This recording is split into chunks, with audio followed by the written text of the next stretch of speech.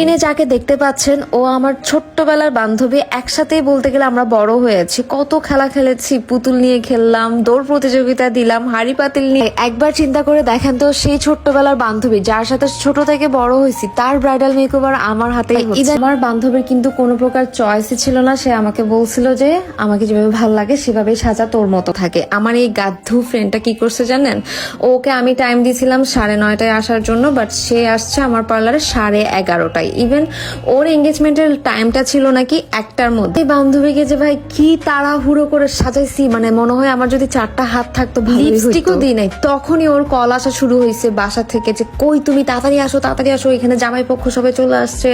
ওরে আল্লাহ, কি যে তাড়াহুড়া করতেছিলাম। এবার বুঝতেই পারছেন যে ওর মধ্যে কি যাইতেছে। তখন ও আমাকে বলতেছে ভাই যেমনে পারস দিয়ে দে, আমার কিচ্ছু লাগবে না, আমার চুলটাও বাঁধিস না, দরকার হলে আমাকে ছেড়ে দে, আমি চলে যাই। জানি যে ও আমাকে ছবি তুলতে সময় দিবে না, এই জন্য আমি কি করছি